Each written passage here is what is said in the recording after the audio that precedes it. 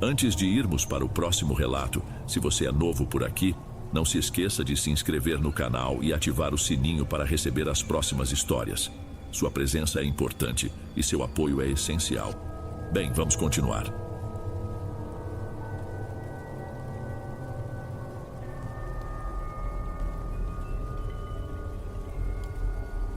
Antes de irmos para o último relato, se ainda estiver por aqui, comente o horário que está assistindo. Gosto de saber quem assiste os relatos até o final. Bem, vamos continuar.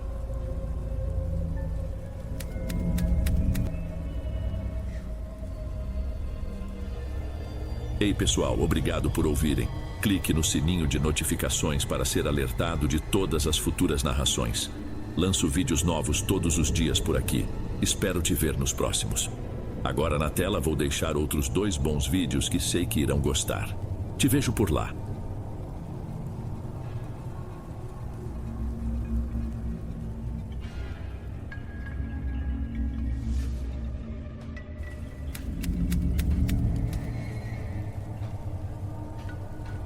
As mãos da minha avó nunca paravam. Ou estavam afundadas na terra da horta, ou limpando os grãos de feijão na peneira, ou simplesmente repousando no colo. Mas mesmo ali, os dedos dela pareciam procurar o que fazer, batucando um no outro. Eu guardo essa imagem com uma clareza que chega a doer. Meu nome é Henrique. Tudo isso aconteceu em 2019, quando eu ainda morava com ela, com a dona Flora, nesse vilarejo perdido entre morros onde nasci e fui criado. Meus pais se foram quando eu era pequeno demais para ter qualquer lembrança, então a única família que o mundo me deu foi ela. Nossa vida era contada, sem luxo nenhum. O que eu ganhava no trabalho pesado da roça era o suficiente para o básico, mas nunca faltou o prato de arroz com feijão, nem o café forte coado na hora que o dia ainda estava nascendo. A casa era pequena, com um terreiro de cimento queimado na frente que ela fazia questão de varrer toda manhã. A rotina era a mesma de segunda a segunda. Acordar antes das 5, tomar o café amargo que ela preparava e ir para a lida. No fim da tarde, eu voltava com o corpo moído e quase sempre encontrava ela na sua cadeira de balanço, perto da janela, só esperando. A gente não conversava muito, nunca fomos de muita prosa, mas o silêncio entre nós era bom, era um silêncio que preenchia. Mas naquele ano o silêncio ficou diferente. Ficou pesado, denso.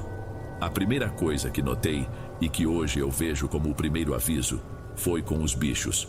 Os cachorros da vizinhança, que antes só latiam para carro ou gente estranha, passaram a latir pro nada. Ficavam com o pelo todo arrepiado, olhando fixo para um ponto vazio no meio do mato e rosnando baixo. Um som que não parecia de cachorro, vinha de outro lugar. Depois foram os pássaros. Uma vez depois outra, um bem-te-vi ou uma rolinha se chocava contra o vidro da janela da sala. Não era um esbarrão, era uma pancada seca, um baque surdo de quem se joga com força. No começo a gente ignora, pensa que é um acidente, mas quando acontece pela 5ª vez na mesma semana, você começa a sentir que tem alguma coisa fora do lugar. Dona Flora só olhava e balançava a cabeça, resmungando que o tempo estava virado, que era sinal de chuva. Mas não era o tempo. Alguma coisa muito maior estava se revirando e a gente ainda não fazia a menor ideia do que era. Não demorou muito para o mal que pegava os bichos passar para as pessoas. Primeiro foi o seu Firmino, um senhor de mais de 80 anos que morava no fim da estrada. Encontraram ele caído no meio do milharal. O médico do posto de saúde, que só aparecia uma vez por semana, disse que o coração tinha parado. Disseram que foi mal súbito. Ninguém questionou. Na idade dele, o coração 1 hora para mesmo. Mas 2 semanas depois foi a vez de um dos filhos do seu antenor, um rapaz forte de uns 30 anos que trabalhava na serraria. Ele simplesmente caiu do caminhão em movimento. O estranho é que o caminhão estava quase parado e ele não bateu a cabeça nem nada. Só caiu e quando chegaram perto ele já estava sem vida.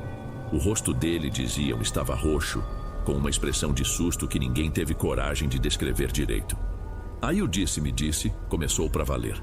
As conversas na porta da igreja depois da missa de domingo ficaram mais curtas, mais baixas. As pessoas começaram a se olhar de um jeito diferente, com uma desconfiança que nunca existiu ali. Tinha gente falando que era praga, que alguém tinha feito coisa feita para prejudicar a colheita e o feitiço tinha saído do controle. Outros, os mais antigos, Falavam de uma porta que não devia ser aberta, de um mal que vinha da serra quando o vento soprava do lado errado.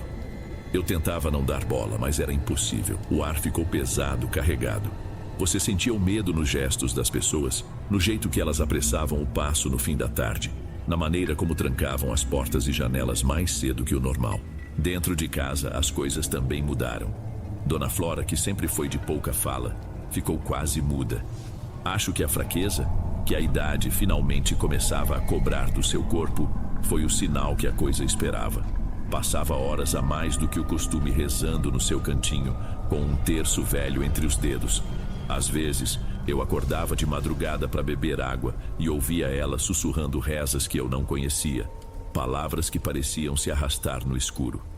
Ela parou de visitar as comadres, parou de sentar no terreiro depois que o sol se pôs. Começou a colocar um raminho de arruda atrás de cada porta e a jogar um punhado de sal grosso nos cantos da cozinha. "Pra que isso, vó?" perguntei uma vez, tentando fazer a voz soar normal. Ela nem se virou pra mim, só respondeu olhando pro chão. "É sempre melhor prevenir do que remediar, meu filho." Aquela resposta não me explicava nada, mas me dizia tudo. Ela estava com medo, um medo profundo, antigo, que eu não conseguia entender, mas que começava, aos poucos, a virar o meu também. O zumbido baixo do medo que tinha tomado conta do lugar virou um grito agudo numa terça-feira. Terça-feira é dia de movimento no mercadinho do seu Milton, o único do nosso canto. É quando o pessoal da roça desce para comprar o que falta para a semana. E foi lá, no meio de todo mundo, que a coisa mostrou a cara. O filho do seu Milton, o Jorge, era um menino de uns 12 anos, quieto, sempre ajudando o pai no balcão. Um guri que mal levantava a voz. Naquela tarde, ele estava ensacando quilos de açúcar enquanto o pai atendia uma cliente. Do nada, sem uma palavra, sem mudar a expressão do rosto, ele parou o que estava fazendo. Pegou um daqueles pesos de ferro da balança antiga, o de 2 quilos, e caminhou até o pai. Seu Milton estava de costas, rindo de alguma coisa que a freguesa disse. O menino ergueu o peso e bateu com toda a força na nuca do próprio pai. O som foi oco, horrível, um barulho de coisa quebrando que não devia quebrar.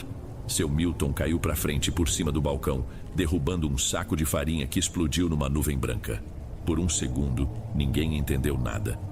O silêncio foi total. Depois veio o grito da mulher, e aí o caos. Correram para ajudar o homem, que sangrava muito. Outros 2 seguraram o Jorge. Mas o mais assustador não foi o que ele fez. Foi o jeito dele depois. Ele não lutou, não chorou, não disse uma palavra. Só ficou parado com os braços moles, olhando para o pai caído no chão com os olhos vazios. Uns olhos que não eram de criança, nem de gente. Era como olhar para 2 buracos. Levaram seu Milton às pressas para o posto, mas não adiantou muito. Ele não morreu, mas ficou ruim, com o lado direito do corpo sem movimento. E o menino, o Jorge, foi levado pela polícia. A história que contaram depois é que ele não se lembrava de nada, jurava que estava no depósito e, quando viu, já tinha um monte de gente gritando em volta dele. Depois daquilo, o medo virou loucura. Ninguém mais confiava em ninguém. Um vizinho começou a acusar o outro de ter rogado a praga. Teve gente que tentou ir embora, vender o que tinha e sumir, mas não conseguiam. A caminhonete de um pegou fogo do nada na noite anterior à viagem. A esposa de outro adoeceu de uma febre que nenhum remédio curava, bem na hora de partir. Parecia que o lugar não deixava ninguém escapar. Eu continuei meu trabalho na roça, mas com um nó permanente na boca do estômago. E cada vez que eu voltava para casa e via minha avó sentada na cadeira de balanço, quieta demais, olhando para o nada, uma pergunta começava a se formar na minha cabeça, uma pergunta que me apavorava. Quem seria o próximo? Aquele medo que se espalhava pelo vilarejo era uma coisa. Era uma ameaça que você, na sua inocência, ainda achava que podia trancar do lado de fora. Mas quando o mal está dentro da sua casa, não tem porta que segure. A sombra tinha entrado na minha casa. Dona Flora piorou. O silêncio dela não era mais de paz. Parecia que ela não estava mais ali. Ela passava horas sentada na cadeira de balanço, mas não olhava mais pela janela. Olhava para a parede caiada da sala, sem piscar, como se estivesse assistindo a alguma coisa que só ela via. Às vezes, os lábios dela se mexiam, formando palavras que não produziam som. Uma noite, eu passei por ela para ir à cozinha e tive uma sensação esquisita. Senti o ar perto dela ficar mais frio, e tive a impressão de que ela respirou mais fundo quando eu passei, como se tentasse sentir o meu cheiro. Não sei explicar direito. Foi uma coisa de instinto, um arrepio que não veio do frio. Eu comecei a observá-la, disfarçadamente, claro. Fingia que estava lendo um livro velho, mas meus olhos estavam nela. Eu procurava por qualquer sinal, qualquer coisinha que me provasse que eu estava ficando louco, que era tudo coisa da minha cabeça, e foi numa dessas noites que eu ouvi. Ela estava no quarto dela, a porta entreaberta. Pensei que estivesse dormindo, mas ouvi um sussurro. Não era reza, era uma conversa. Uma voz baixa, arrastada, que parecia a dela, mas não era. Cheguei mais perto com o coração martelando, e então eu entendi o que ela dizia. Ela falava dos meus pais, fracos. A voz dizia, com um tom de desprezo que me revirou o estômago: queimando num lugar onde nem o nome de Deus chega, e o filho vai logo atrás. Eu me afastei da porta como se tivesse levado um choque. Minha avó, a mulher que me criou com tanto custo, que me ensinou a rezar dizendo uma coisa daquelas.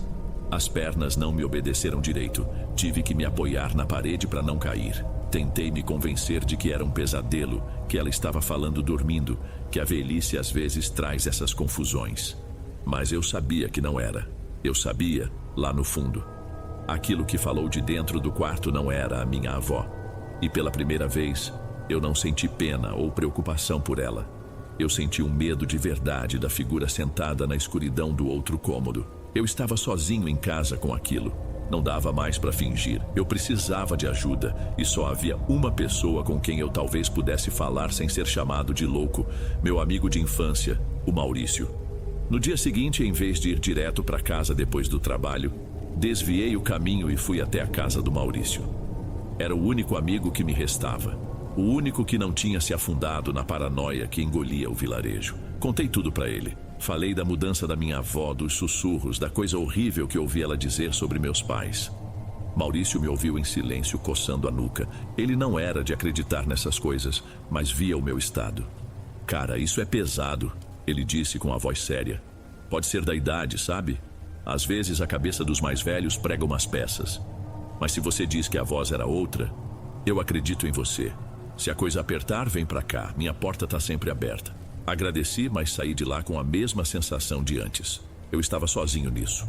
Naquele mesmo dia, o patrão me liberou mais cedo. Uma chuva forte estava se formando e ele não queria arriscar a colheita. Voltei para casa a pé, por um atalho que cortava um trecho de mata fechada. O ar estava pesado, elétrico, e eu tive a sensação nítida de que algo me observava do meio das árvores. Não olhei para trás. Acelerei o passo, com o corpo todo tenso. Achei que ia encontrar minha avó na sala, mas a casa estava silenciosa. Chamei por ela. Nenhuma resposta. Fui até a cozinha. Nada. O coração começou a bater mais rápido. Fui para o quintal dos fundos, e foi lá que eu a vi. Eu nunca mais vou esquecer aquela cena. Dona Flora estava ajoelhada no chão de terra, de costas para mim. Chovia uma garoa fina e fria. Nas mãos dela estava o corpo mole da Garnizé, uma galinha que ela mesma tinha criado desde pintinha, quase um bicho de estimação. Ela não estava comendo o bicho, era pior. Com o sangue da galinha, ela desenhava uns desenhos tortos, estranhos no chão. Chamei o nome dela com a voz falhando. Ela parou o que estava fazendo. Lentamente virou a cabeça na minha direção. O rosto dela estava manchado de sangue. E os olhos não eram dela. A cor era a mesma, castanho escuro, mas não tinham fundo. Era como olhar para dois poços vazios, sem alma, sem reconhecimento. Um sorriso repuxou o canto da boca dela. Um sorriso que não era de alegria, era de maldade pura. Então ela começou a se arrastar na minha direção, apoiada nos joelhos e nas mãos, como um animal, sussurrando naquela língua quebrada que eu já tinha ouvido antes. Eu não pensei, eu corri. Disparei para fora de casa sem olhar para trás, com o som daquele sussurro me seguindo.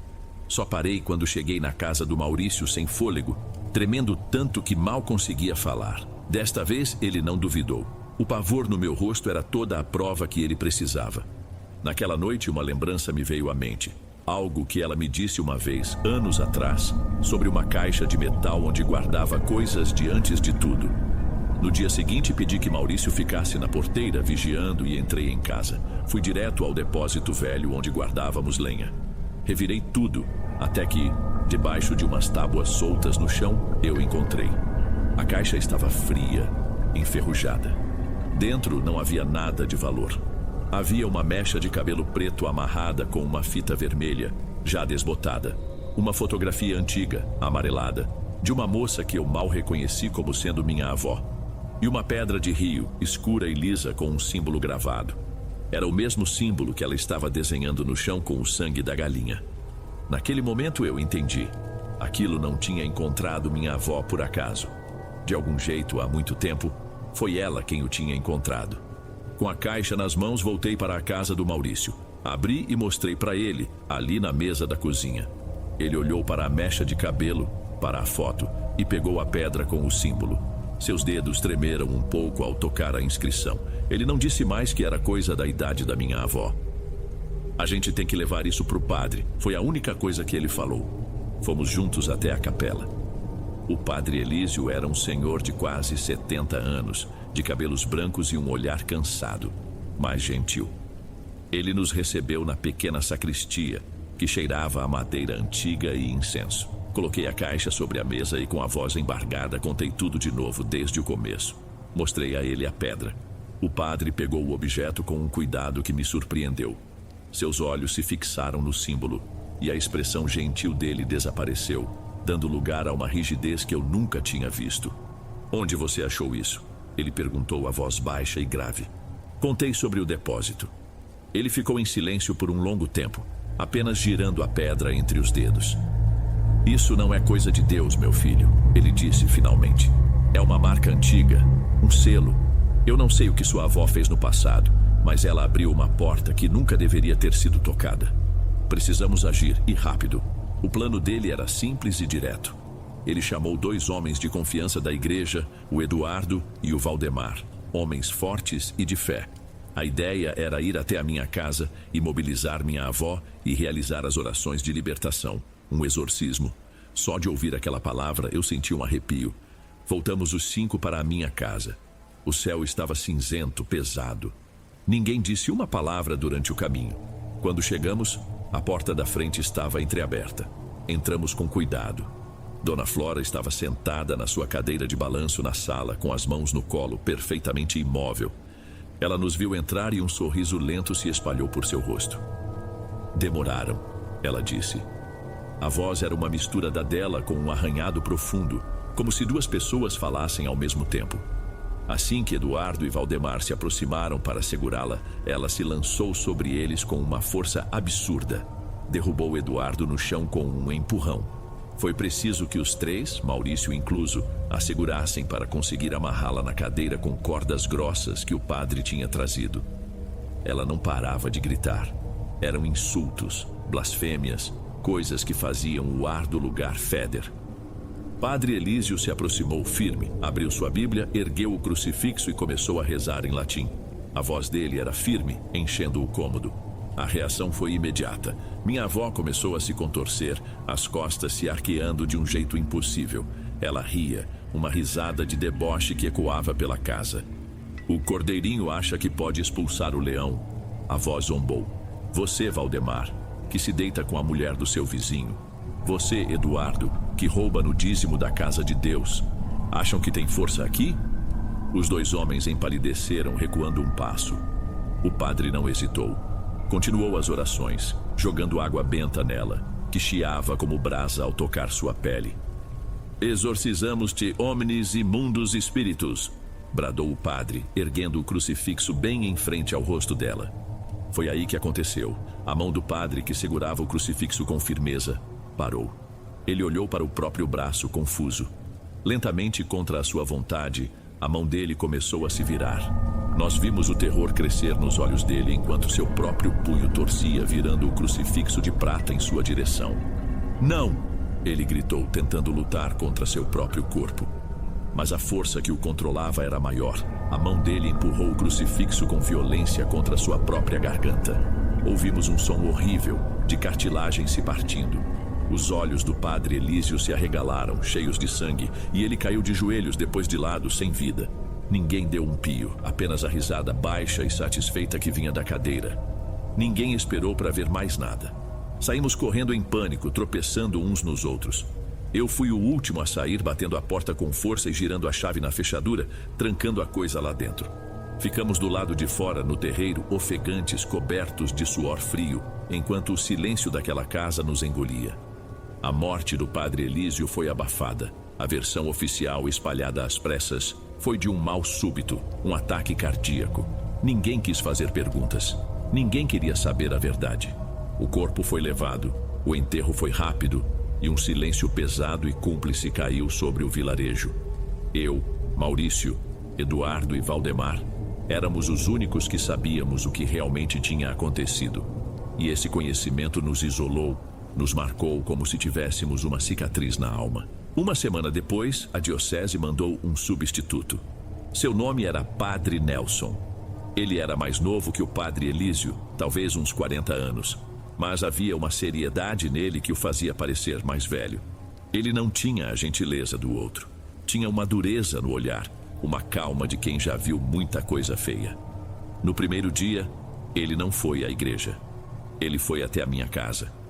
Eu estava sentado na varanda olhando para a porta que eu mesmo tinha trancado, sabendo que lá dentro a coisa continuava. Ele parou no portão. "Você é o Henrique?" A voz dele era firme, sem rodeios. Assenti com a cabeça. Ele entrou e sentou-se numa cadeira perto de mim. Pedi que ele não se aproximasse da casa. Contei tudo, sem poupar os detalhes da morte do padre Elísio. Mostrei a ele a pedra. Ele a examinou sem tocá-la. "O que o padre Elísio fez foi um ato de fé, mas de ignorância", disse padre Nelson com uma franqueza brutal. "Ele tentou expulsar um cobrador como se fosse um ladrão comum. Não estamos lidando com um invasor, Henrique. Estamos lidando com uma dívida antiga, um contrato." Ele me explicou.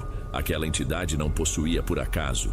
Ela tinha um direito adquirido através do pacto que minha avó fez. Para libertá-la, não bastava rezar. Era preciso quitar a dívida. "Eu posso fazer o ritual." Ele continuou me olhando fixamente. "Mas você precisa entender.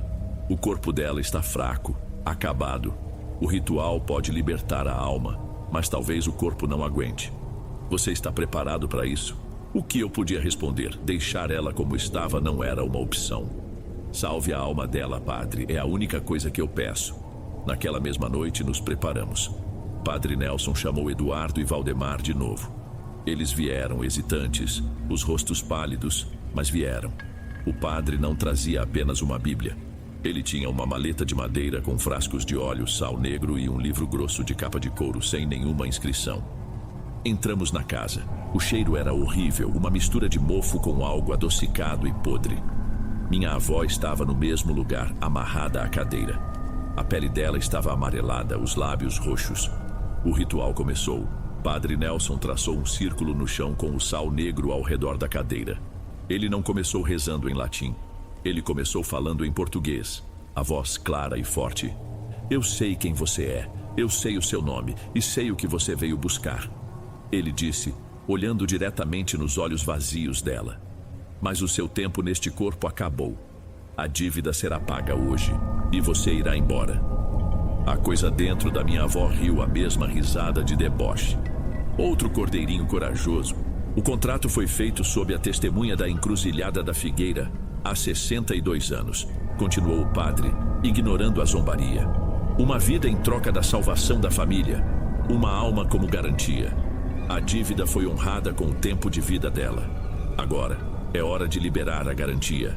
Fale, conte a verdade do pacto para que todos ouçam e a dívida seja selada." Ele tocou a testa da minha avó com o polegar sujo de óleo. Ela gritou, um som agudo e desumano. E então, naquela voz dupla e medonha, a história começou a sair. A voz contou da seca, da doença que levou meus bisavós, da fome que matava as crianças. Contou de Flora, uma moça de 16 anos, desesperada, indo até a figueira antiga na encruzilhada numa noite sem lua. Contou sobre a oferta que ela fez à escuridão que morava lá. Sua vida, sua alma, em troca da sobrevivência da sua família. A chuva voltou no dia seguinte. Ninguém mais adoeceu. E Flora viveu, carregando o segredo e a dívida. Enquanto a voz falava, o corpo da minha avó tremia violentamente. Era como se a história, ao ser contada, a estivesse destruindo por dentro.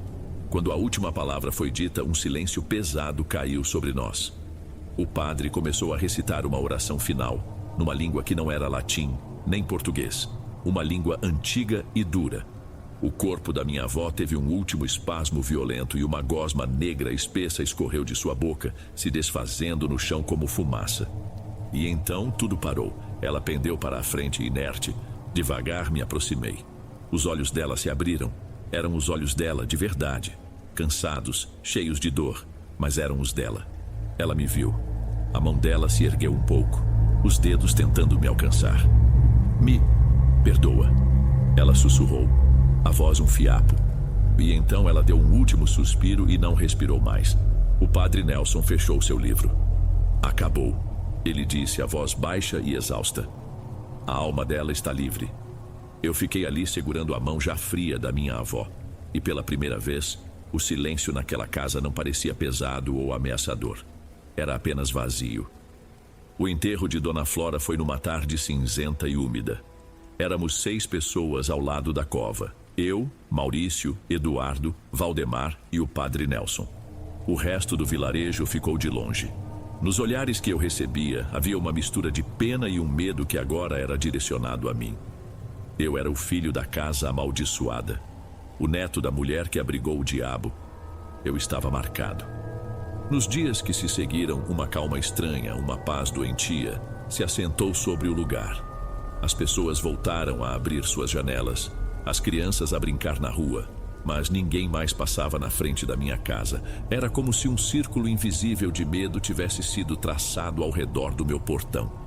Passei uma semana limpando a casa, esfreguei o chão da sala até minhas mãos ficarem em carne viva, tentando apagar a mancha escura que a coisa deixou para trás. Queimei a cadeira de balanço, as cordas, tudo que foi tocado por aquilo. Eu precisava apagar os vestígios, precisava me convencer de que tinha acabado. Padre Nelson veio se despedir antes de ser transferido. Ele me olhou com uma compaixão cansada. A casa está limpa, Henrique, mas a terra onde a raiz do mal foi plantada continua fértil. Fique atento, reze. Eu agradeci, mas não rezei. Eu não sabia mais para quem rezar. Aos poucos, o vazio da casa começou a parecer normal. Eu quase consegui me enganar. Quase acreditei que o silêncio era só silêncio, que o passado estava enterrado junto com o corpo da minha avó.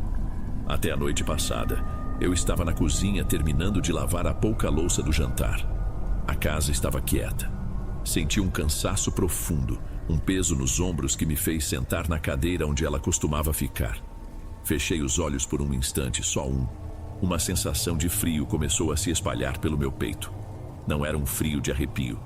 Era um frio interno, denso, como se um bloco de gelo estivesse se formando dentro de mim. Abri os olhos assustado. O ar na cozinha não estava frio, pelo contrário, a noite estava abafada. Levei a mão ao peito. O frio parecia pulsar de lá. Respirei fundo para tentar me acalmar. E quando soltei o ar pela boca, vi. Uma pequena nuvem de condensação, branca e visível, se formou na minha frente, como se eu estivesse no inverno mais rigoroso. Fiquei olhando para aquela névoa se dissipar sem entender. E foi no silêncio que se seguiu que eu ouvi. Não veio de fora, não veio de um canto da casa. A voz soou dentro da minha própria cabeça. Era baixa, arrastada e terrivelmente familiar. Uma alma como garantia. Naquele instante, o peso do último "me perdoa" da minha avó caiu sobre mim com a força de uma montanha. O perdão dela não era pelo que ela tinha sofrido, era pelo que ela estava deixando para mim. O pacto não foi quitado com a morte dela, foi apenas transferido. A alma dela estava livre porque a minha agora servia como garantia. Eu não sou mais o dono da minha vida, agora eu que guardo uma dívida que não fiz. Sou o corpo que carrega essa escuridão. Eu não sei quanto tempo eu tenho até o cobrador vir bater na minha porta de novo. E o maior medo é saber que quando ele vier, a voz que vai responder não será a minha.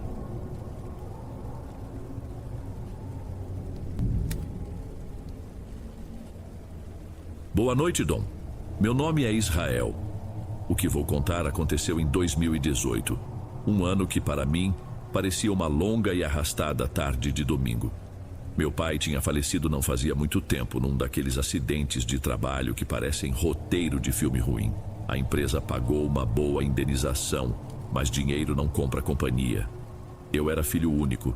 Minha mãe tinha nos deixado quando eu era criança, então de repente eu me vi sozinho numa casa grande demais, com só o eco dos meus próprios passos na casa vazia.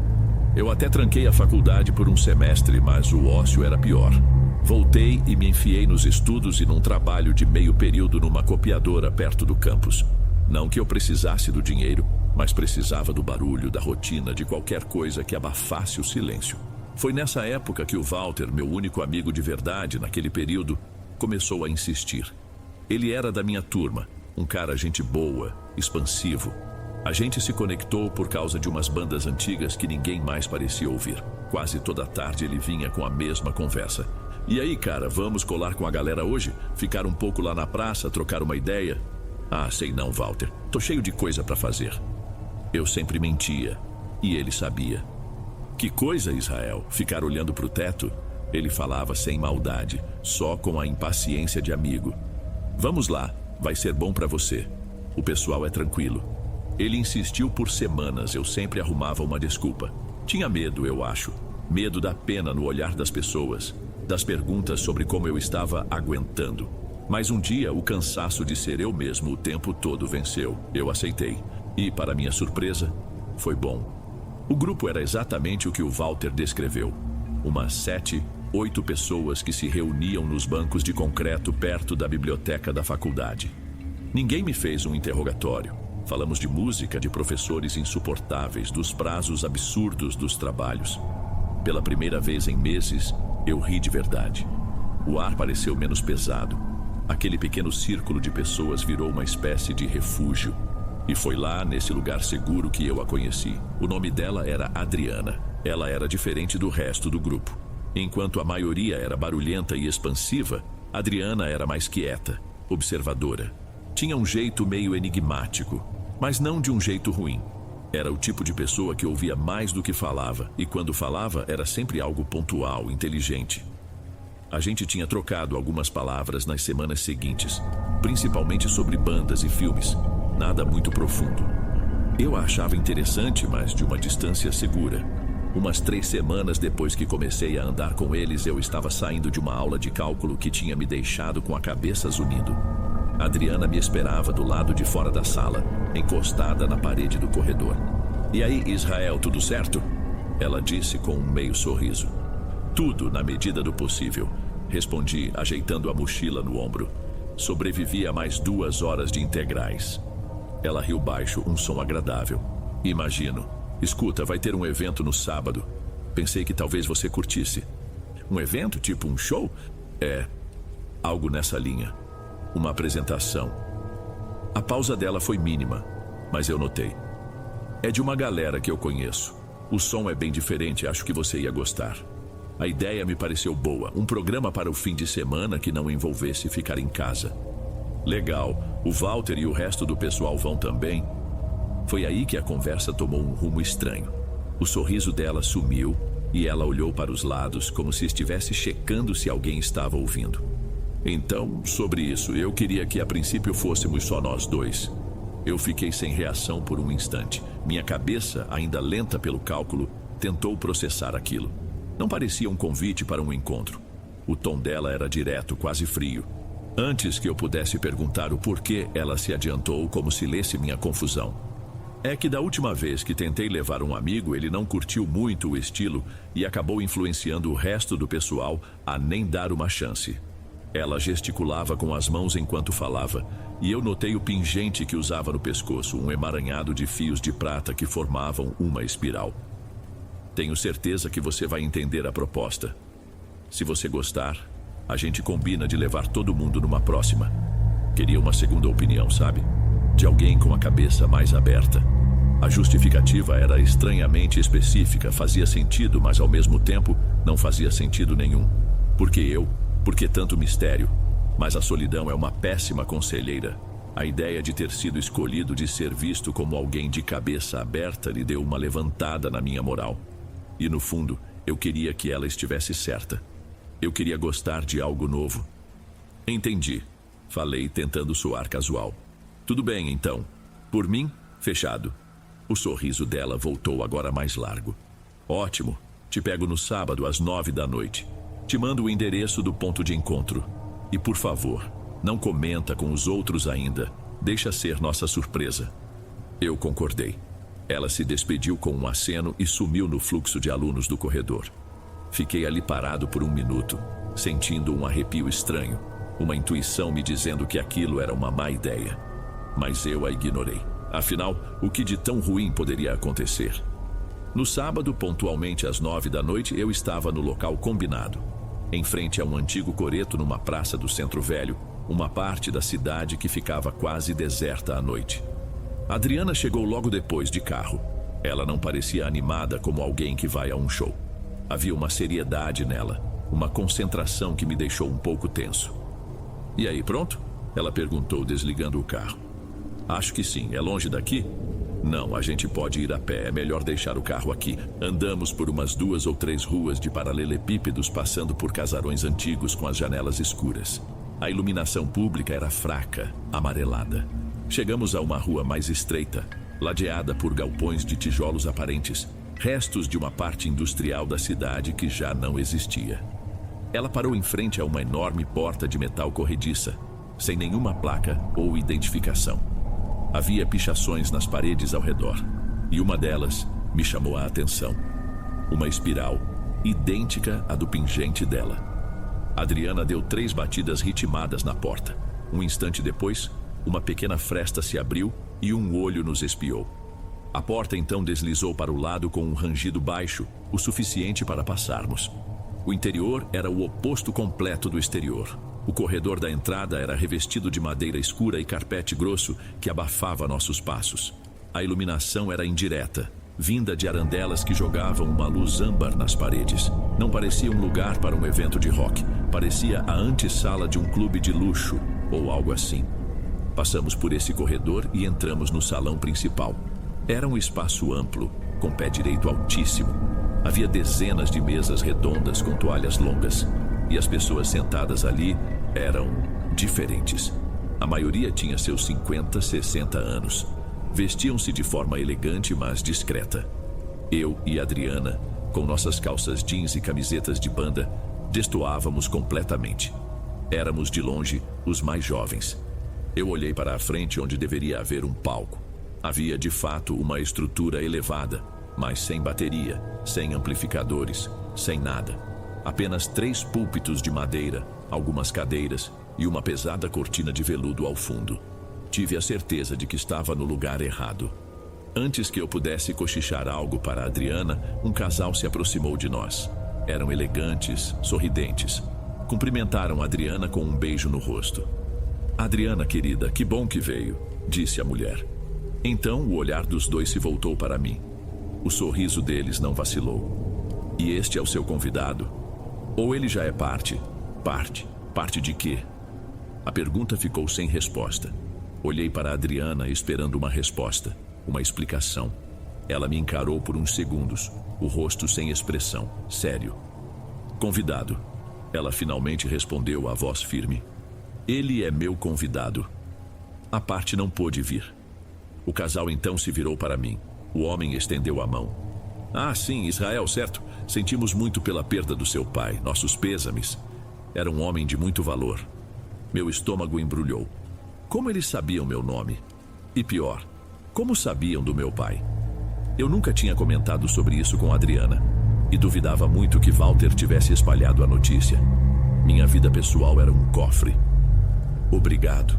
Foi tudo o que consegui dizer apertando a mão dele que estava fria.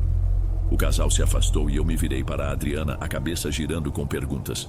Mas ela apenas fez um gesto para que a seguisse até uma mesa vazia no fundo do salão, me deixando ali, de pé, sentindo um medo diferente.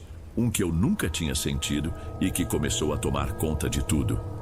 Sentamos em uma mesa nos fundos e o silêncio entre nós era pesado. Eu precisava de respostas. E precisava delas rápido, antes que mais alguém se aproximasse. Adriana, que lugar é este? O que está acontecendo? Perguntei em voz baixa, tentando não parecer tão assustado quanto eu me sentia. Ela demorou a responder. Seus olhos varriam o salão e por um momento eu tive a impressão de que ela estava se certificando de que estávamos agindo normalmente. Este grupo, eles me ajudaram muito quando eu fiquei sozinha. Sua voz era contida, quase um sussurro. Meus pais morreram num acidente de carro há alguns anos. Um amigo me trouxe aqui. Eles me deram amparo, nunca mais me faltou nada. Eu sei da sua situação, sei que não daria para assumir o lugar do seu pai na empresa, mas aqui eles podem te ajudar também. É para o bem, Israel, eu te garanto. Aquilo não me tranquilizou nem um pouco. A menção ao cargo do meu pai, um detalhe tão específico, tão interno. A sensação de que eu tinha caído numa armadilha ficou mais forte. Olhei discretamente para as portas por onde tínhamos entrado. Estavam fechadas e havia 2 homens altos e de ombros largos parados perto de cada uma. Não eram seguranças de boate. Pareciam mais com guardas. De repente, as luzes do salão diminuíram de intensidade, deixando apenas as mesas iluminadas por pequenos castiçais. Lá na frente, um homem de terno cinza subiu ao púlpito central. Ele não disse boa noite. Apenas começou a falar. Não vou saber repetir tudo o que ele disse. O discurso era longo, cheio de pausas dramáticas. Parecia uma pregação, mas ele nunca mencionava Deus, Jesus ou qualquer figura religiosa conhecida. Ele se referia apenas a uma entidade, a um poder, sempre no feminino. Ela nos provê, ela nos purifica. Devemos nossa fartura e nossa saúde a ela. Enquanto ele falava, eu sentia um zumbido baixo e persistente começar a vibrar no ar, como o chiado de um rádio mal sintonizado. Era quase imperceptível, mas estava lá, entrando pelos meus ouvidos e arranhando meus nervos. Depois de um tempo que pareceu não ter fim, o homem se calou. Houve um momento de silêncio absoluto. Então, a cortina de veludo ao fundo começou a se abrir lentamente, revelando uma escuridão total. As luzes das mesas se apagaram. A única iluminação vinha de dezenas de velas que foram acesas no palco. E daquela escuridão, eles começaram a trazer algo. Era uma estrutura enorme, com uns 3 ou 4 metros de altura. Não era uma estátua no sentido clássico. Era uma forma retorcida, uma forma que lembrava uma pessoa, grotesca, feita de galhos secos e escuros, todos entrelaçados para formar um corpo. E o que parecia ser cabelo que caía em longas mechas era cabelo de verdade, cabelo humano. A figura toda se contorcia para cima, terminando numa espiral, o mesmo símbolo do pingente de Adriana, o mesmo símbolo pichado no muro. O público foi à loucura, as pessoas se levantaram, aplaudindo, algumas chorando histericamente. Homens de terno tiravam maços de dinheiro da carteira e jogavam no chão, aos pés daquela coisa. Eu olhei para a Adriana. Seus olhos estavam vidrados naquilo, a boca entreaberta. Ela não estava hipnotizada. Estava em transe, completamente perdida. Foi quando eles trouxeram a fonte. Era uma peça de pedra, larga e baixa, que foi posicionada bem na frente da estátua. Com um ruído de motor, ela foi ligada. Mas o que começou a jorrar do seu centro e a transbordar pela borda não era água. Era um líquido escuro, espesso e avermelhado, e junto com ele subiu um cheiro adocicado e metálico que me revirou o estômago. Minha cabeça começou a girar, o zumbido ficou mais alto. O ar parecia denso, difícil de respirar. Eu precisava sair dali. Olhei para a Adriana, mas ela já tinha se levantado e andava em direção ao palco como um robô, se juntando à multidão que se acotovelava para chegar mais perto da fonte. Os guardas das portas também tinham abandonado seus postos, atraídos pelo clímax do ritual. Era a minha chance. Ninguém estava prestando atenção em mim. Levantei devagar, como se fosse procurar o banheiro, e caminhei pelas sombras na lateral do salão. Cruzei a porta para o corredor da recepção, que agora estava na mais completa escuridão. O som dos cânticos e dos gritos lá dentro ficou abafado. Minhas mãos tremiam tanto que mal conseguiam encontrar a porta principal. Tateei a madeira fria até sentir um ferrolho de metal. Com o coração disparado, lutei contra a trava que rangeu em protesto. Finalmente a porta cedeu. Eu me esgueirei para fora, fechei a porta atrás de mim e não olhei para trás. Corri por aquelas ruas escuras como se minha vida dependesse disso. E no fundo, eu tinha certeza que dependia. Corri sem parar por vários quarteirões, só diminuindo o passo quando cheguei de volta à Praça do Coreto, onde as luzes mais fortes me davam uma falsa sensação de segurança. Eu estava ofegante, suando frio. Peguei um táxi. O motorista ainda me perguntou se estava tudo bem, se eu tinha sido assaltado. Eu só balancei a cabeça e dei o endereço de casa, incapaz de formular uma frase. Chegando em casa, tranquei a porta, as janelas, todas as travas que encontrei.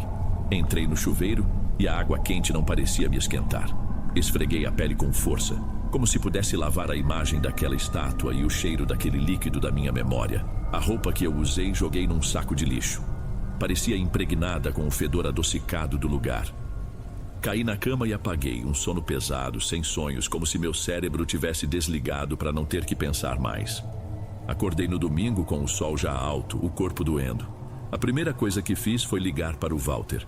Eu precisava contar para alguém, precisava de uma testemunha, nem que fosse só da minha sanidade. Pedi que ele viesse até minha casa, disse que era urgente. Pelo tom da minha voz, ele não fez perguntas, só disse que chegava em 20 minutos. Assim que ele entrou e viu meu estado, a cara dele se fechou de preocupação. Sentamos na cozinha e eu despejei tudo. Contei sobre o convite estranho de Adriana, o galpão, o casal que sabia do meu pai, o discurso, a coisa que eles adoravam, a fonte.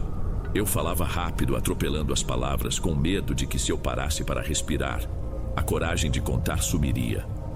Walter ouvia tudo em silêncio, a expressão mudando de confusão para uma seriedade que eu nunca tinha visto nele. Quando terminei, ele ficou um longo tempo me encarando, processando.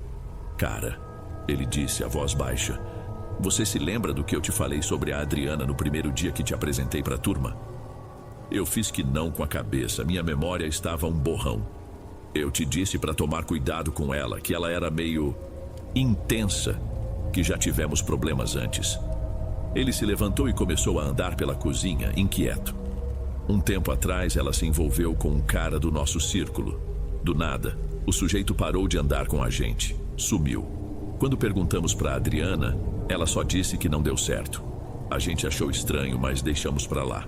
Só que o cara também estudava na nossa faculdade e ele simplesmente trancou o curso. Desapareceu do mapa. Meu peito se apertou. Walter, o que isso tem a ver? Ele parou de andar e me olhou nos olhos. O olhar dele estava sombrio. Você já reparou nos antebraços dela, Israel? Não? Por quê? Ela vive de manga comprida, mas algumas vezes a gente viu. Ela tem cicatrizes.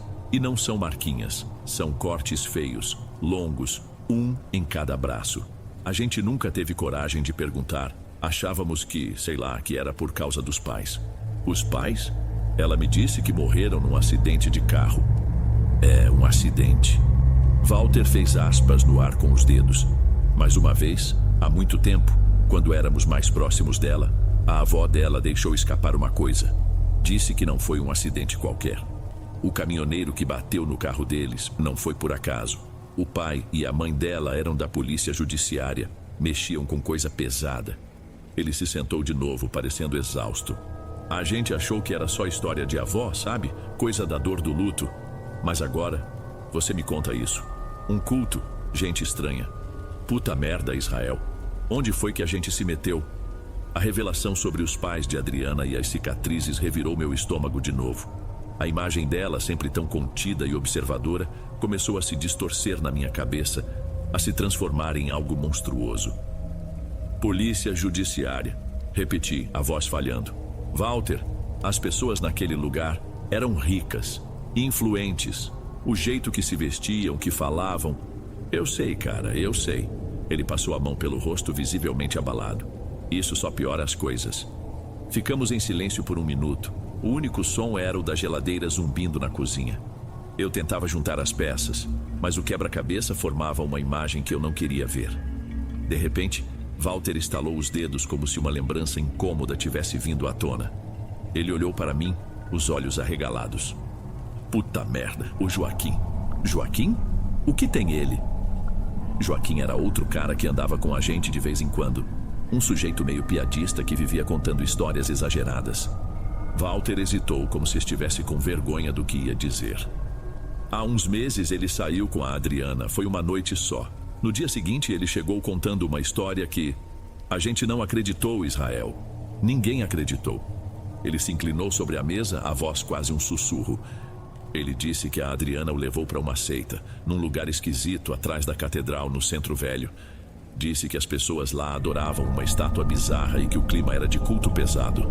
E ele jurou pra gente que serviram comida e que ele tinha certeza que era, você sabe, carne humana. Fiquei paralisado. A descrição do lugar, a localização, batia perfeitamente. A gente tirou sarro dele. Walter continuou, o arrependimento claro em sua voz. O Joaquim sempre foi de aumentar as coisas, de inventar moda para chamar a atenção. Pensamos que era só mais uma das loucuras dele. Ele ficou puto, disse que estávamos sendo idiotas, mas depois nunca mais tocou no assunto. Ele fez uma pausa e o que disse a seguir me atingiu como um soco. E sabe qual é o detalhe, Israel? O Joaquim não é daqui. Ele veio de outra região para estudar. Mora sozinho numa república. Não tem um parente na cidade. Exatamente como você. Alguém que, se sumisse, talvez demorasse um tempo até dar em falta. Foi aí que eu entendi tudo. Não era aleatório. O convite, a insistência para que eu fosse sozinho, o casal que sabia da morte do meu pai, tudo era calculado. Eles não queriam me ajudar. Eles me queriam por eu ser sozinho, por eu ser vulnerável. Eu não tinha sido um convidado. Eu tinha sido o prato principal. A gente não sabia o que fazer. Walter dormiu na minha casa naquela noite. A ideia de ficar sozinho era insuportável. Decidimos por enquanto não contar nada a ninguém do grupo. Quem acreditaria? E pior, e se houvesse mais alguém como Adriana entre eles? A gente já estava completamente paranoico. Nos dias seguintes evitei o campus o máximo que pude. Ia para o trabalho, voltava para casa. Via o Walter de relance nos corredores e trocávamos olhares que diziam tudo. Eu me sentia vigiado o tempo todo. Cada carro que passava devagar na minha rua, cada pessoa parada numa esquina, tudo parecia uma ameaça. Uma semana depois da minha noite no galpão, o Francisco, um dos caras mais falantes do grupo, me mandou uma mensagem. Preciso falar com todo mundo, urgente, me encontrem no lugar de sempre depois da aula. O tom era grave. Mostrei a mensagem para o Walter. Decidimos ir. Quando chegamos, o resto do grupo já estava lá, menos a Adriana. Francisco andava de um lado para o outro, o rosto pálido. A avó da Adriana me ligou. Ele disse sem rodeios: a Adriana não está bem. Parece que está muito doente no hospital. A avó dela estava desesperada. Disse que não era pra gente ir visitá-la, que não ia adiantar. Ninguém disse mais nada. Doença? Depois de tudo o que eu sabia, aquilo soava falso. Ela disse mais alguma coisa? Uma das meninas perguntou. Francisco olhou para o chão. Disse que iam cuidar bem dela, que não ia faltar nada. E pediu, quase implorou, para ninguém ir até a casa delas. Disse que não era seguro e que assim que pudesse, ela ia embora da cidade com a Adriana. A semana seguinte foi de pura angústia. Nenhuma notícia. O grupo se encontrava, mas o clima era fúnebre. Na segunda-feira nos reunimos de novo. Francisco estava lá e parecia ter envelhecido 10 anos. Ele segurava um maço de papéis amarelados. Ele não disse oi. Seus olhos encontraram os meus, depois os do Joaquim, que também estava lá. Israel, Joaquim. A voz dele tremeu. É verdade, não é? O que vocês disseram sobre a Adriana. Ela levou vocês para aquela seita. Não havia mais como negar. Eu assenti com a cabeça e vi Joaquim fazer o mesmo. O resto do grupo nos olhava. Os rostos uma mistura de choque e medo. Uma das meninas começou a chorar baixinho. A avó dela, ela não foi embora por causa de doença nenhuma. Francisco continuou levantando os papéis. A Adriana sumiu. A avó dela me entregou isso. Uma carta da Adriana. E não diz nada de bom. Ele me entregou as folhas. E enquanto eu lia, com o grupo todo em silêncio ao meu redor, eu via a caligrafia bonita e arredondada de Adriana se desintegrar. Folha a folha, as letras ficavam mais tremidas, mais urgentes, como se a mão que as escrevia estivesse sendo consumida pelo pânico. Início da carta de Adriana. Espero que ninguém jamais precise ler isto. Se estão lendo, é porque eu não consegui. É porque eles de alguma forma venceram. Quando meus pais morreram, minha amiga Kelly me levou a um lugar, uma rede de apoio, ela disse. Foi na primeira noite que conheci Dona Célia, uma senhora elegante que chorou ao me dar os pêsames e disse que cuidaria de mim. Naquela noite eles me deram um envelope com dinheiro. Muito dinheiro. Achei que era um engano. Quando procurei Kelly no dia seguinte, ela estava de mudança com os pais. Ela só me disse: eles vão cuidar de você, desculpa. E foi embora. Nunca mais a vi. Eles cuidaram. Dona Célia começou a frequentar minha casa, a trazer presentes para minha avó, a garantir que nunca nos faltasse nada. Em troca, eu só precisava ir às aproximações, como chamavam as reuniões naquele galpão. No começo eu acreditava que era uma espécie de caridade excêntrica de gente rica, mas eles sabiam de tudo. Um dia, minha avó mencionou que tínhamos tios em outra cidade. Na semana seguinte, meu tio ligou assustado. Os padrinhos da Adriana tinham ido procurá-la lá. Eles estavam me mostrando que não havia para onde fugir. Não vou descrever tudo o que vi lá. Vocês não acreditariam.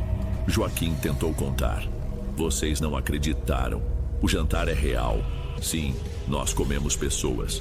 Mas isso, acreditem ou não, é só a fachada.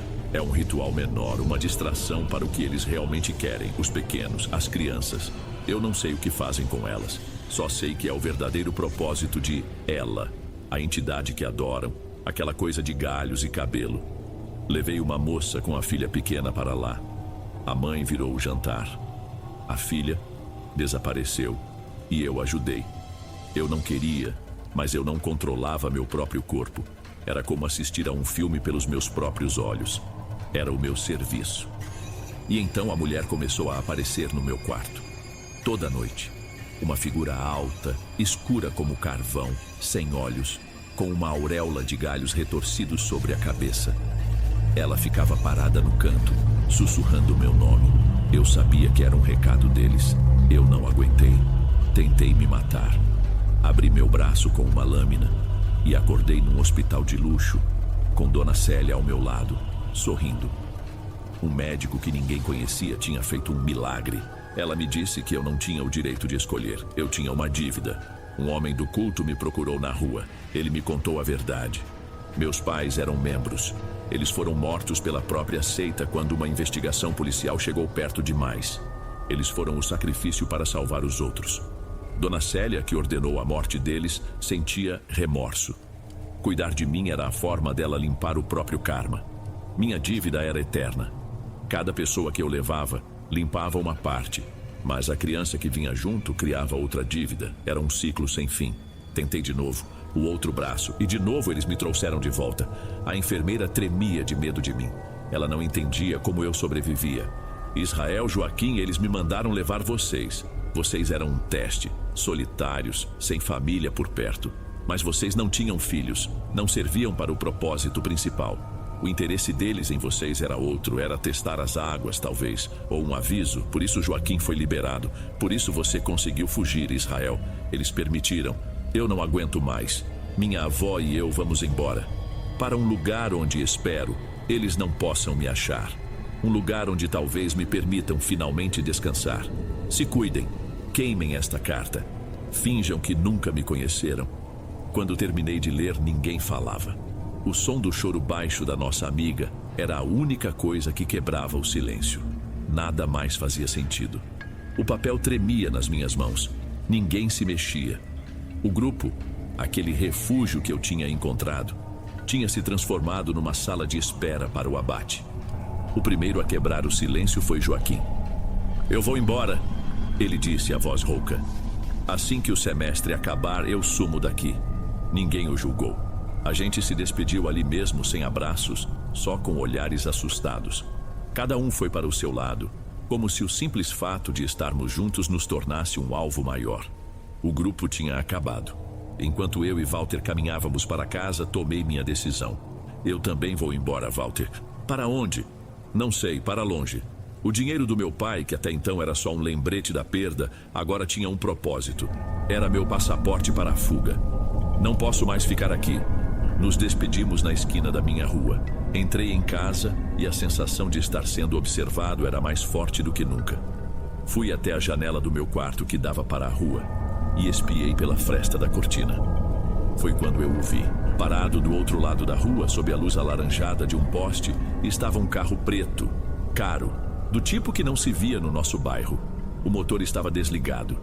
Fiquei ali, o coração batendo forte, incapaz de me mover. Parecia uma eternidade, mas devem ter sido só alguns minutos. Então, o vidro escuro do banco de trás desceu suavemente. Lá dentro, na penumbra, eu pude ver a silhueta de uma mulher. Dona Célia. Eu não conseguia ver seus traços perfeitamente, mas eu sabia que era ela. E eu sabia que ela estava olhando diretamente para a minha janela. She made no gesture, she didn't threaten, she just stood there watching me. And then I saw it. A slight raising of the corners of her mouth. A smile. A smile of someone watching an animal in a cage. Of someone who knows they have all the power. O vidro subiu com a mesma lentidão com que desceu. O motor do carro ligou, um ronco suave e poderoso. E ele se foi, sem pressa, desaparecendo na escuridão da noite. Naquele momento eu entendi. A carta de Adriana era verdade em cada palavra. Eles tinham permitido minha fuga do galpão. Eles tinham lido a carta junto conosco de alguma forma. E agora, eles estavam me dando permissão para ir embora. Minha liberdade não era uma conquista, era uma concessão. Não dormi naquela noite. Arrastei uma mala para o meio do quarto e joguei dentro tudo o que consegui. Roupas, documentos, todo o dinheiro que eu guardava em casa. Antes do sol nascer, eu tranquei a porta daquela casa pela última vez, deixei a chave debaixo do vaso de planta para o Walter como tínhamos combinado por mensagem, e peguei o primeiro ônibus que saía da cidade.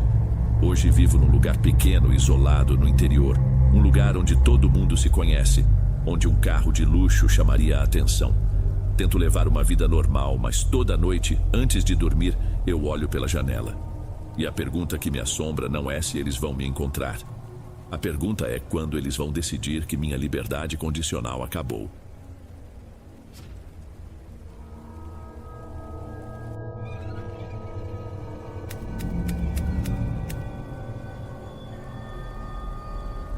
Existe um tipo de paz que só se encontra dentro da nossa própria casa. É o silêncio que a gente conhece, o barulho dos nossos passos no chão, o jeito que a luz entra pela janela no fim da tarde. Mas o que acontece quando a sua casa, esse lugar que deveria ser seu refúgio, aprende a te observar? Quando as paredes parecem guardar mais os segredos dos outros do que os seus. Boa noite, Dom. Meu nome é Andréia. E a minha história começa em 2011, numa casa que eu amava, com um quintal de terra batida nos fundos e uma cerquinha de arame que meu marido, o Luiz, levantou com as próprias mãos. Nós tínhamos a Clara, com seus 8 anos e um mundo inteiro dentro dos olhos, e o Álvaro, com 5, que era pura energia.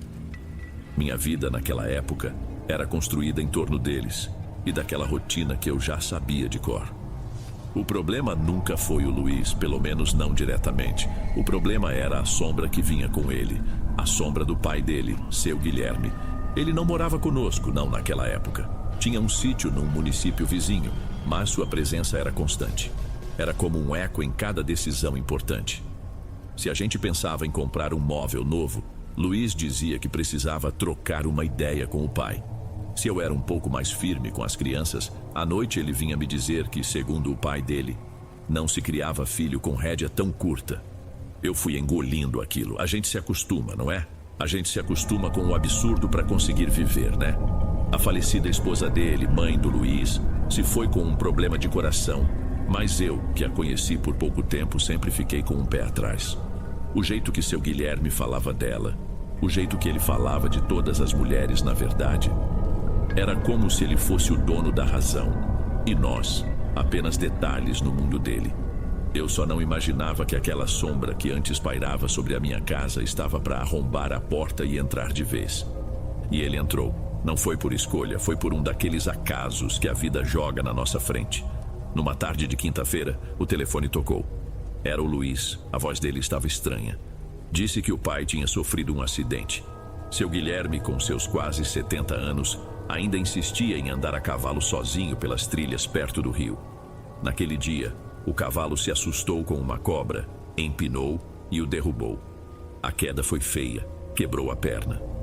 Depois de contar o que aconteceu, Luiz fez uma pausa e soltou a frase que mudaria tudo. Ele vai ter que ficar com a gente por um tempo, Andréia, só até se recuperar. Eu não disse nada. O que eu poderia dizer? Senti um nó no estômago. Eu sabia lá no fundo que aquilo não seria só por um tempo. Minha primeira reação, quase instintiva, foi proteger meu espaço. Nos fundos do terreno, anexo à casa, mas com uma porta que dava direto para o quintal, a gente tinha um quartinho. Era o nosso depósito de tudo. Ferramenta velha, móveis que não usávamos, a bicicleta do Álvaro que ficou pequena. Antes mesmo de Luiz chegar com ele do hospital, eu estava lá, arrastando tudo para fora. Tirei o cheiro de poeira e guardado com um balde de água e desinfetante. Arrumei uma cama, um armário pequeno, uma cadeira. Eu não queria aquela energia dentro de casa, perto dos meus filhos, perto de mim. Luiz me disse que eu não precisava ter tido todo aquele trabalho, que seriam só algumas semanas.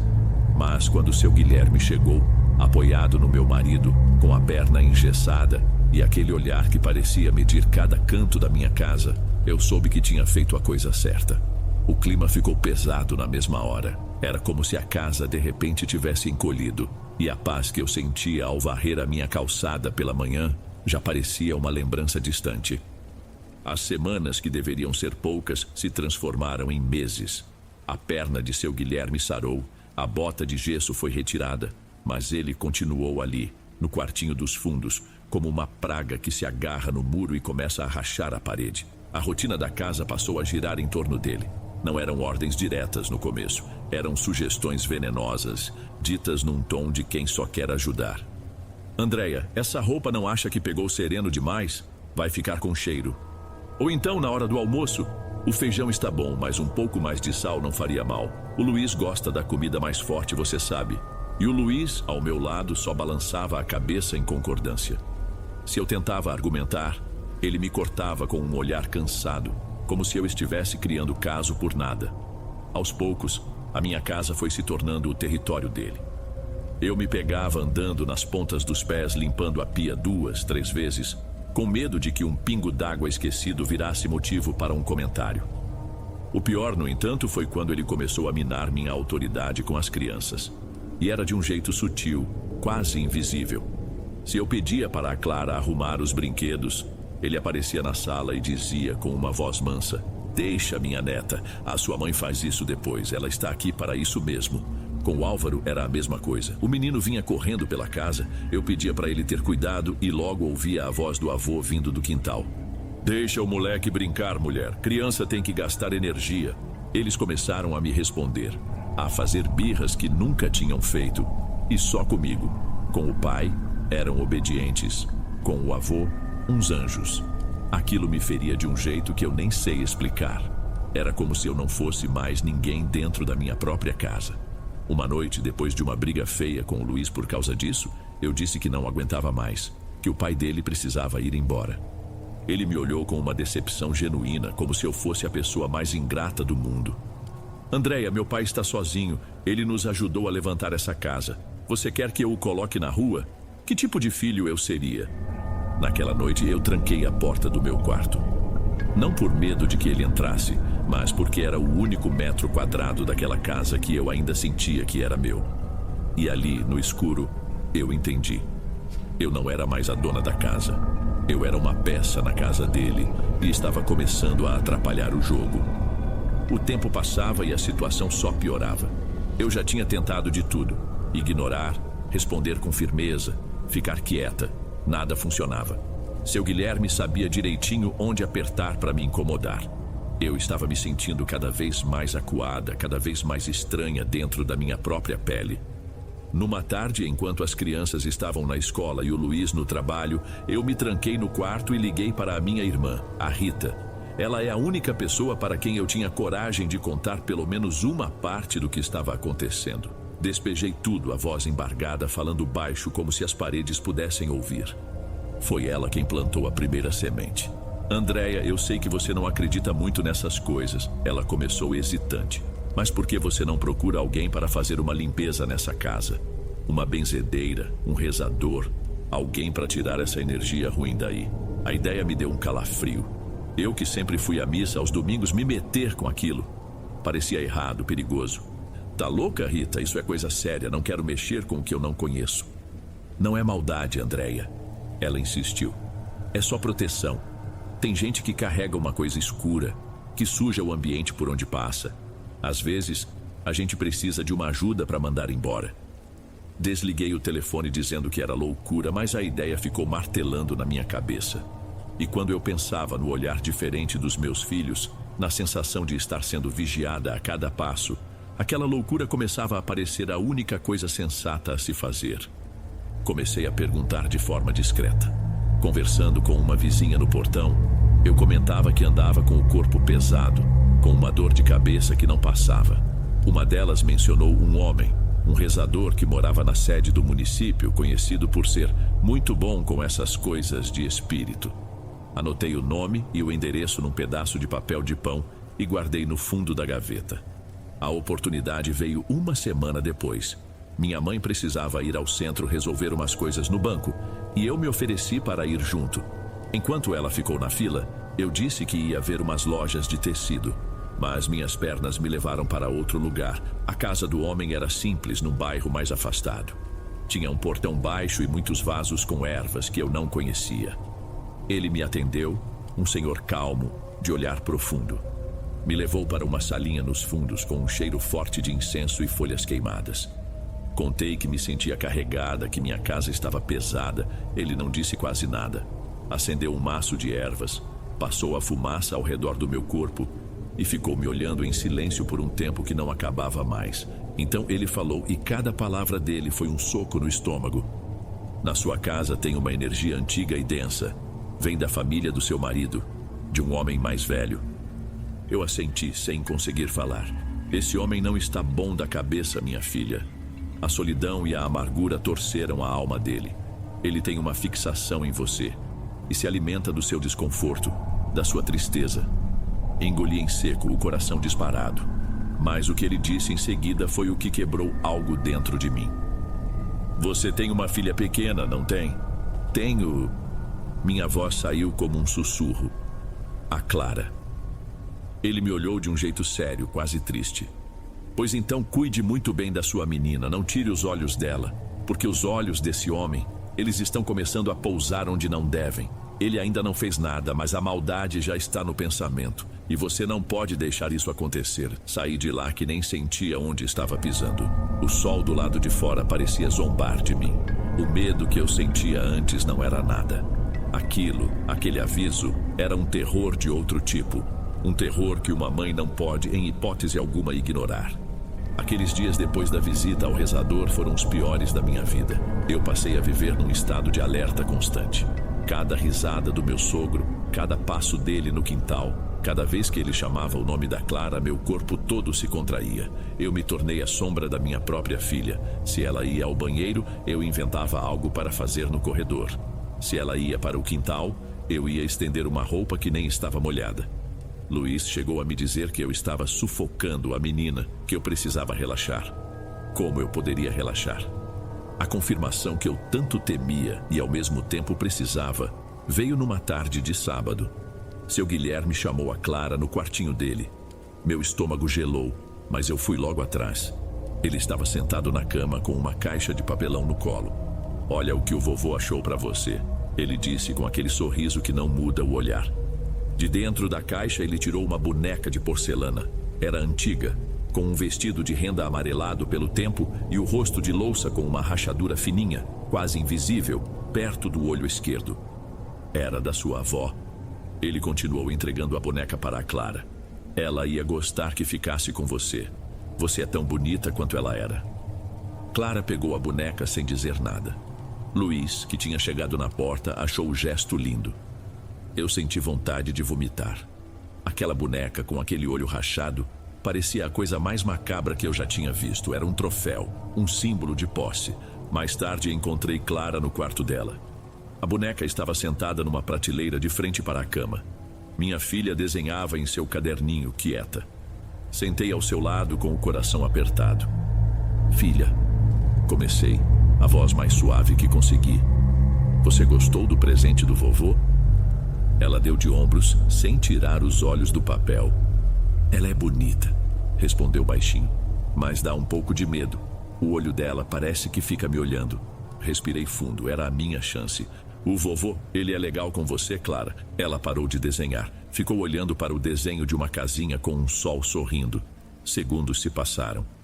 Às vezes, ela disse, e a voz era um fio. Ele mexe muito no meu cabelo e fica dizendo que eu sou bonita. Eu não gosto, mãe. Me sinto estranha. Senti o chão sumir, minha garganta fechou. Estranha como, meu amor? Não sei. E então ela me olhou, os olhinhos cheios d'água. Uma vez eu estava no banheiro e ele tentou abrir a porta. Eu disse que estava ocupada, mas ele ficou lá, forçando a maçaneta, falando que só queria pegar papel. Eu fiquei com medo e não abri. Naquele instante, todo o barulho do mundo desapareceu. Eu não sentia mais o meu corpo. Só existia a voz da minha filha e uma raiva gelada, afiada, que nasceu bem no fundo de mim. Não chorei. Não gritei. Apenas a puxei para um abraço, o mais apertado que já dei na vida. Abracei-a para protegê-la, mas também para me impedir de levantar dali e cometer uma loucura. Enquanto afagava seus cabelos com o rosto dela escondido no meu ombro, eu fiz uma promessa silenciosa. Aquilo ia parar. Naquele mesmo dia. Eu não sabia como, mas aquele homem nunca mais faria minha filha se sentir estranha ou com medo. Nunca mais.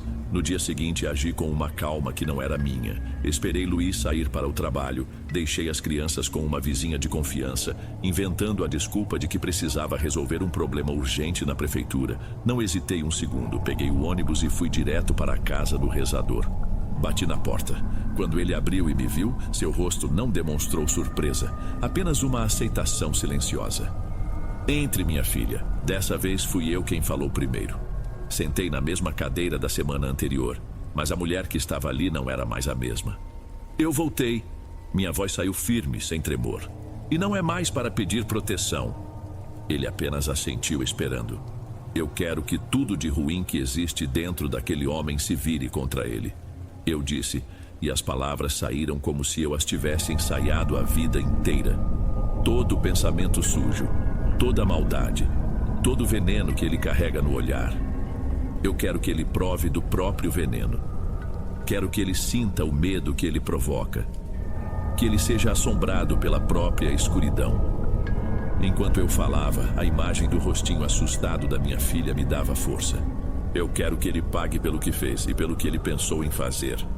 O rezador me ouviu sem me interromper. Quando terminei, ele se inclinou um pouco para a frente, as mãos apoiadas nos joelhos. O que você está pedindo é um caminho perigoso, Andréia, mas eu entendo o seu coração de mãe. O que faremos não é um ataque, é uma devolução, um espelho. Toda a escuridão que ele projetar, toda a intenção ruim que ele tiver, voltará para ele mesmo. Ele mesmo vai criar o próprio inferno. Aquilo me trouxe um estranho alívio. Não era eu quem o estava atacando, era ele se afogando na própria sujeira. Você está fazendo isso por justiça, não por maldade. Ele continuou, como se lesse meus pensamentos. E a justiça divina não falha. Ele me entregou uns papéis pequenos, dobrados e amarrados com uma linha vermelha. Eram orações. Coloque um desses debaixo de cada colchão da sua casa. O seu, do seu marido, dos seus filhos. Este aqui, ele me entregou um pouco maior. Você vai esconder em cima do batente da porta de entrada.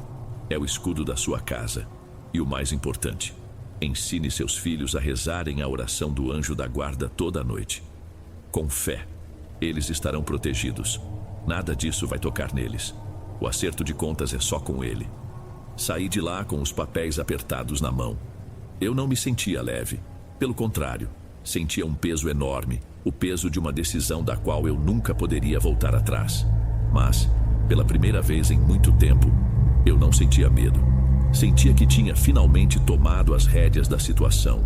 O jogo tinha virado. Assim que cheguei em casa, fiz tudo com o maior cuidado, sem errar um passo. Esperei as crianças dormirem e, em silêncio, deslizei os pequenos papéis dobrados para debaixo de cada um dos colchões. Por último, subi numa cadeira e com a ponta dos dedos enfiei a oração maior no vão entre o batente e a parede da porta da sala. Ninguém nunca notaria. O escudo estava montado. A mudança não foi imediata. Foi uma coisa lenta, quieta, que começou a se manifestar em pequenas queixas. Esse colchão parece que está cheio de pedra. Seu Guilherme resmungou uma manhã no café.